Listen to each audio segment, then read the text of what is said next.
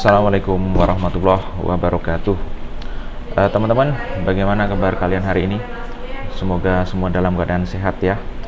Jadi dalam video kali ini saya akan menyampaikan sebuah materi singkat tentang tahapan skala prioritas objek dakwah. Jadi begini, dakwah itu sebagai sebuah metode yang sistematis, dia pasti memiliki sasaran, ya, pasti memiliki sasaran objek dakwah. Jadi dakwah itu tidak bisa dikatakan dakwah kalau tidak punya objek. Ya, kita bisa mengatakan kegiatan yang kita lakukan itu kegiatan dakwah kalau ada orang yang didakwahi. Ya, jadi kalau nggak ada yang didakwahi itu ya bukan dakwah. Kalau mengajak tapi nggak ada yang diajak itu ya berarti bukan ajaan. Ya, ngajak siapa orang nggak ada yang diajak? Ya, ibaratnya seperti itu. Karena dakwah itu merupakan suatu kegiatan aktivitas yang memiliki objek atau sasaran jelas, maka sebagai sebuah upaya sistematis, dakwah itu harus punya tahapan skala prioritas.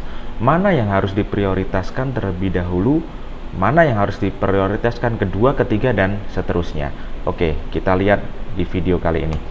Ya, pertama yang harus menjadi skala prioritas utama kita adalah tentu keluarga. Bagaimanapun keluarga itu merupakan ya pondasi awal dalam tatanan masyarakat, dalam tatanan suatu negara.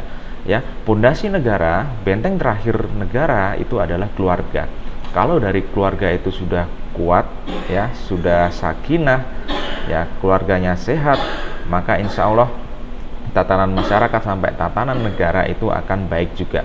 Ya, tentu ini menjadi tahapan skala yang paling awal yang harus kita dakwahi. Buat apa kita keluar-keluar kepada orang lain, akan tetapi kita tidak bisa membimbing, membina keluarga kita. Ya, buat apa kita berdakwah kepada masyarakat? Ya, kita sering muncul di TV, tapi ya keluarga kita nggak pernah kita dakwahi. Ya, keluarga kita amburadul. Tentu itu akan menjadi suatu hal yang percuma. Berikutnya setelah keluarga, sahabat atau kerabat terdekat, ya saudara-saudara kita dulu lah ya, adik kita, kakak, mungkin adik sepupu kita, paman kita, ya, baru mungkin teman-teman terdekat kita, itu kita dakwahi dulu ya. Jadi berangkat dari keluarga, kemudian melebar sedikit ke orang-orang terdekat kita. Nah, setelah itu baru kita lari ke masyarakat umum. Nah, masyarakat umum ini lebih luas cakupannya ya, bisa satu kabupaten, satu provinsi, bahkan bisa tingkat nasional, bahkan bisa juga tingkat internasional kalau dia merupakan seorang dai yang sudah kaliber internasional. Ada juga yang seperti itu.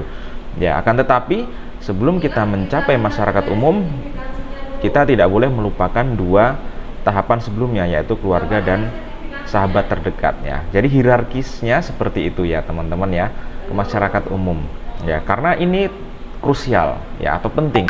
Masyarakat umum itu pasti akan memandang, wah, orang yang berdakwah nih ngapain ini dakwahin kita, orang keluarganya aja amburadul, ngapain dakwahin kita, orang sanak saudaranya, orang-orang terdekatnya juga orang-orangnya belum baik, ya, nggak pernah didakwahi. Ya, kira-kira akan muncul mindset seperti itu. Oke, next ya. Jadi setelah masyarakat umum, maka yang perlu didakwahi adalah puncaknya, nah, penguasa atau rezim, ya, bisa dalam wujud presiden, raja, ya, perdana menteri, bupati, gubernur, pokoknya orang yang berada pada pucuk pimpinan di suatu tempat. Ya, penguasa, ya, termasuk kepala suku juga.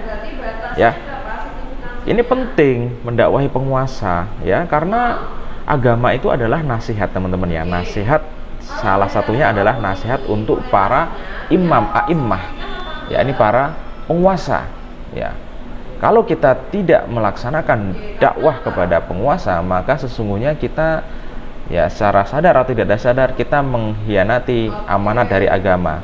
Ya, karena amanat dari agama adalah diantaranya nasihat untuk penguasa. Next, konsideran atau landasan ya.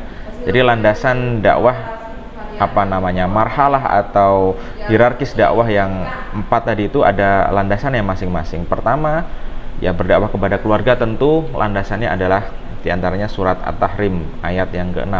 ya ayyuhalladzina amanu qu anfusakum wa ahlikum naro. Wahai orang-orang beriman, pelihara dirimu dan keluargamu dari api neraka. Yang kedua, dakwah kepada kerabat terdekat ya, atau orang-orang yang menjadi sahabat terdekat kita. Itu ada dalam surat Al-Hujurat ayat 10.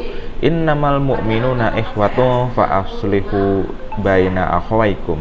Sesungguhnya orang-orang mukmin itu bersaudara, karena itu damaikanlah antara kedua saudaramu. Jadi poin pentingnya kita itu saling bersaudara. Ya, maka kita juga berkewajiban untuk mendakwahi orang-orang yang menjadi saudara-saudara kita itu, ya, kerabat dekat maupun teman-teman terdekat kita. Berikutnya, berdakwah kepada masyarakat umum, ya. Ada dalam surat Luqman ayat 17, ya bunayya aqimis sholata wa'mur bil ma'rufi wanha 'anil munkar. Wahai anakku, laksanakanlah salat dan suruhlah manusia berbuat yang ma'ruf dan cegahlah mereka dari perbuatan yang mungkar.